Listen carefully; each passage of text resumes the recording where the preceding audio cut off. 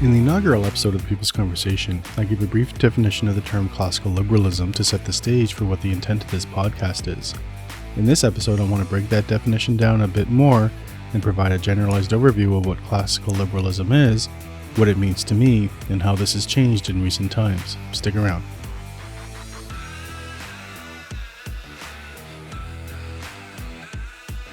Before we begin, I want to state a disclaimer of sorts. This episode is not meant to be an in-depth overview of this topic. It is in fact a very brief summary and is only meant to serve as an introduction to the concepts of classical liberalism, along with a very simplified history lesson. My sincere hope is that after listening to this, you are intrigued enough to begin seeking out more in-depth information, which is easily found online in many formats. So let's begin.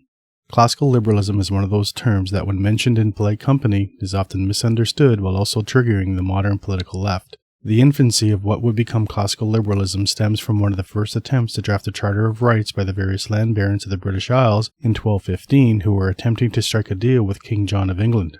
The document promised various things pertinent to the times in which it was created, but also introduced the fledgling concepts of liberty, justice, and limiting the powers of the Crown. This document was called the Magna Carta. The Magna Carta evolved over the centuries with some minor changes, and then went through a period where it was seemingly forgotten until the 17th century, where it underwent a very strong revival. This renewed interest was precipitated by the same reasons that initiated its creation in the first place, which was a desire to bring the monarchy to heel. To do this, politicians argued that the document protected the citizens, made the king subject to the common law of the land. There were also some changes introduced to further its protections for the people, and is where the origin of the trial by jury system that we recognize today was initially crafted. This revival, beginning with the overreach of a monarch, successfully cemented the Magna Carta as the basis for what was to become the Western world.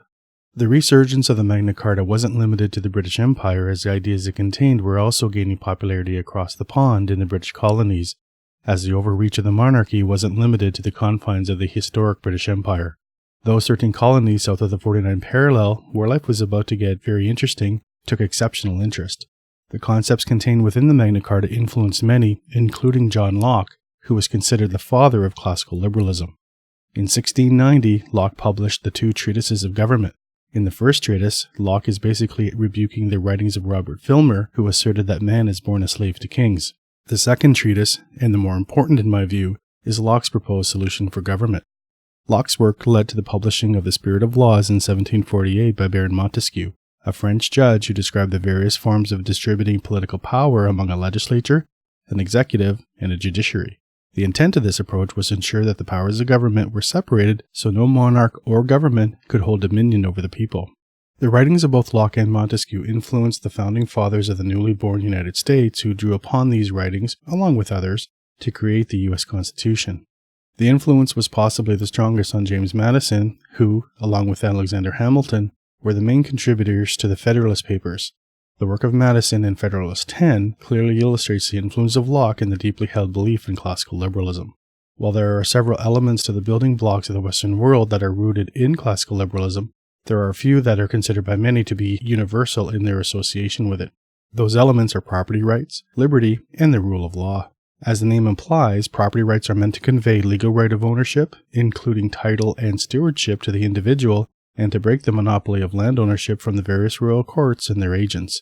Simply put, an individual has full autonomy over their lands. Unfortunately, Canada doesn't have the concept of property rights, which I believe was an oversight of Confederation, and unfortunately this oversight wasn't addressed when the Canadian Constitution was repatriated in 1982 by Pierre Trudeau, although this isn't very surprising considering his worldview. Liberty. Ask anyone to define the term liberty and you'll likely get several answers. The answer that I find the most reflective is the dictionary definition, which is simply the quality or state of being free. This is further described as the power to do as one pleases, the freedom of peace and safety, the freedom from physical restraint, the freedom from arbitrary or despotic control, the positive enjoyment of various social, political, and economic rights and privileges, and the power of choice. In practical terms, this equates to the freedom to do what you want, when you want, and how you want, while staying within the confines of the legal system. Rule of law. One of the core responsibilities of government is not just to create a legal system, but to ensure that the legal system is moral and just, whereby all citizens are held to account under a universal set of laws and proceedings. This is more than just a concept, as this is the true measure of equality within any society. That is why Lady Justice is always depicted wearing a blindfold, so that the scales of justice move according to the facts and evidence, and without influence. The main philosophies that are meant to be paramount in our legal system are due process, habeas corpus, and trial by jury of peers. While these three elements form the basic for classical liberalism and other forms of political thought that are right of center, there are other elements that are often considered foundational as well. Free speech. The right to say what you want about any given topic are meant to be absolute. You may not like what someone is saying, but you have no right to prevent them from saying it. Put another way, your rights don't trump anyone else, and your various sensitivities are irrelevant. If you don't like what someone is saying, then don't listen. Limited government. The premise of what would eventually become government can be overly simplified by the basic idea that the centralization of limited powers was in the best interest of a cohesive society. Those powers were initially limited to public defense and a common legal system. This would ensure that everyone enjoyed the same protections and were subject to the same rules. Society was left to progress and forge ahead as it saw fit, based on a commonly held moral framework and belief system. The role of government has expanded over the centuries, with some of that expansion being justified to better serve the people and their interests, but the majority of the expansion of government has been to encroach on the people and grow their dependence on the state. Free markets. The concept of a free market has several elements to it, but the main intent is that the free flow of goods and services are conducted with minimal regulation and oversight, while allowing the creation of a fair market for the exchange of those goods and services. Everyone is free to enter the market to offer something unique, or to build upon an already established idea or approach. Costs are usually reduced over time as the good or service becomes commoditized and readily available, thus making that good or service available to anyone who wants it. Personal responsibility. Basically put, you and you alone are responsible for your actions and the consequences thereof. Everyone has freedom of choice, and the choices that a person makes leads to the overall success or failure that is experienced. You are not a victim, and you are not owed anything by anyone, least of all government. The only exception to this would be your parents, in so much that they have a duty to prepare you, as best they can, for the realities of the world. With the concepts of classical liberalism illustrated, how does this work in Canada? The short answer is that it doesn't. At least not anymore. Within the Western world in general, and Canada specifically, there are generally believed to be two waves of liberalism, with the emergence of a third. The first wave of liberalism followed the principles of classical liberalism that we talked about, and this philosophy was in place from Confederation until around the time of Lester B. Pearson. Under Pearson in 1963 is where liberalism began its transformation, which was quickly accelerated by Pierre Trudeau when he took power in 1968. Classical liberalism was abandoned for social liberalism, which focused on social justice, social progressivism, and multiculturalism. This trifecta would eventually turn into political correctness beginning in the early 90s. Social liberalism had been evolving from the early 70s, and this ideology was extended to varying degrees by the liberal governments of Jean Chrétien and Paul Martin from 1993 to 2006.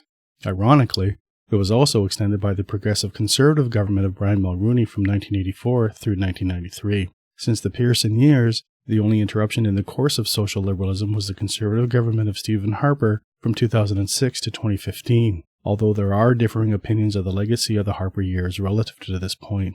During the last 5 decades, many entitlement programs were created at taxpayer expense, and while the initial intent of these programs were noble in theory, the practical application of these policies has led to a population, along with lower levels of government, becoming dependent on federal money. This dependence on federal transfer payments and programs require that federal revenues always increase, which has resulted in runaway annual deficits, ever-increasing taxation, rampant abuse, and a crippling debt that spans all levels of government.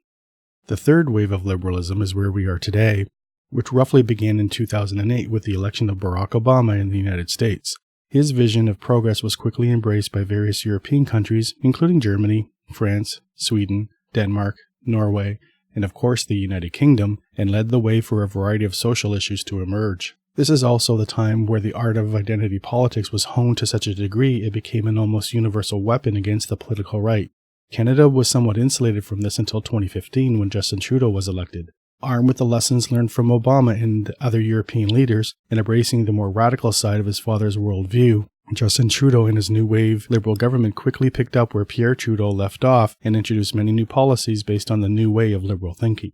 Two of the most notable examples of the new ideological manifesto was the significant changes to immigration laws, or what most call an open borders policy, and the introduction of Bill C-16, along with the various changes to the criminal code. While the new liberal philosophy keeps the concepts of social justice, progressivism, and multiculturalism, those philosophies are now heavily colored by Marxism, cultural relativism, and a strong desire to reshape the Canadian social fabric.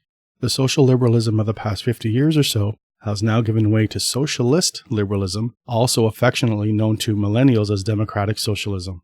This has led to the erosion of the liberty and rights of the individual in favor of the authority of the state, whereby our government representatives categorize the people into intersectional groups derived from all manner of social criteria and then decide which oppressed segment of society gets to benefit from their benevolent hands. This benevolence usually comes with more rights and privileges than the rest of society, neatly wrapped in taxpayers' dollars. No longer does the law apply equally to everyone. No longer are the people judged primarily on merit, character, and their actions. No longer does common sense prevail. We have entered the era of feelings over facts, whereby personal experiences and perceived assaults on our sensibilities are of paramount importance, where racism and toxic masculinity lurk behind every corner. The changes that we have seen since Pierre Trudeau have been brought about by a careful and methodical ideological change by the political left and allowed to go relatively unchallenged by the political right, all the while under the absent oversight of the people who were either too distracted or too complacent to pay attention. One of my most vivid memories as a child was playing in the living room and hearing my father, after watching the evening news, yell out that Trudeau was going to destroy the country. At the time, I had no idea what my father was talking about. However, with the benefit of history and life experience, I am now all too painfully aware of what he meant, and that he was right. Pierre Trudeau set in motion a series of changes to the Canadian social fabric that would breed dependence on the state and the sacrificing of personal liberty. His son Justin Trudeau is taking even more extreme measures to further the transition to socialism and government dependence while dividing the people along social lines, much like the dictators of the 20th century did. We have moved so far away from the values that the Western world was crafted from that it's hard to imagine how we move back. One thing for sure is that the wholesale abandonment of the founding principles of Canada will surely lead to ruin, and we see the beginnings of this ruin taking shape after the recent federal election, where we are witnessing the balkanization of Canada, coupled with what seems to be a government who has lost all restraint with the public purse and seemingly doesn't care about the financial future of the country.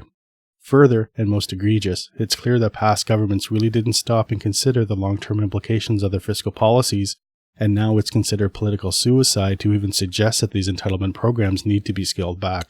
The cowardice of our elected officials means that the responsibility to deal with the damage caused by decades of social liberalism will be kicked into the future for our children to deal with, which isn't fair to them, and perhaps they will turn out to be the adults we couldn't be.